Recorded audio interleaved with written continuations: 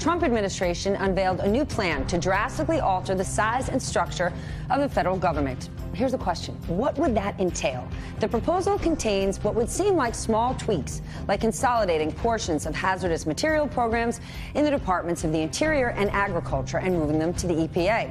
Sounds like it makes sense. And more impactful changes, like renaming the Department of Health and Human Services to the Department of Public Health and Welfare. And that welfare department will now be in charge of the food stamps program. The plan would also give the Department of Agriculture more authority. It would provide them with the powers currently granted to the Food and Drug Administration. And the Army Corps of Engineers would no longer be part of the Department of Defense exclusively. Their work on civil projects would move to the Departments of Transportation and Interior. Perhaps the most controversial of all, the proposal seeks to combine the Departments of Education and Labor. Supporters say it would create a consistent through line between school and the job market. But critics argue it would make it easier to defund both departments. With me now, CNBC editor-at-large, John Harwood. John, when you lay it out, basically, it sounds like the benefits of consolidation could be very good because government agencies and bureaucracy are filled with lots of fat.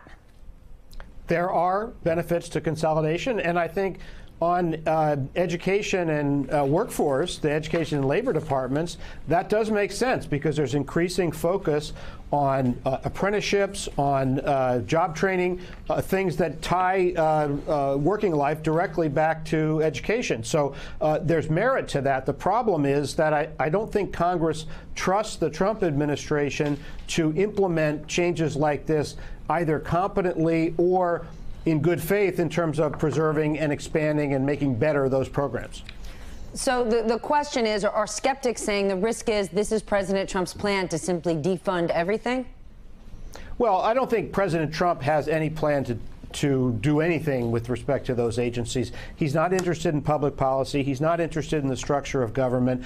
But some people who work for him are, people like Mick Mulvaney. They want to make government much smaller, and they've shown with the budgets that they've proposed that they want to cut the discretionary parts of the budget significantly. So I think one goal is shrinking government, and the other goal is to move regulation to places that they think are more favorable to conservative goals. So by putting hazardous materials under the EPA, we've seen what kind of EPA Scott Pruitt is running. I think the idea is that they would achieve more of the deregulation that they want on things like that. And alternatively, taking food stamps or SNAP out of the agriculture department and putting it in a different place might make it easier to add more regulations. But hold on, that doesn't mean that they're going to stop providing the food stamp program. It means they're going to change the management and where it's housed. So we want to be clear that we're not saying about what we're doing here.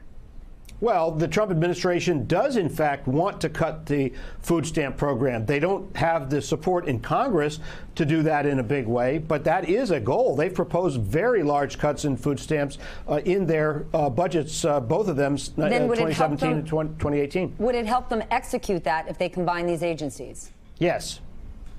All right, then I guess we're going to have to watch this very closely. Hey, MSNBC fans, thanks for checking out our YouTube channel. Subscribe by clicking on that button down there and click on any of the videos here to watch the latest interviews and highlights. You can get more MSNBC for free every day with our newsletters. Just visit msnbc.com/newsletters to sign up now.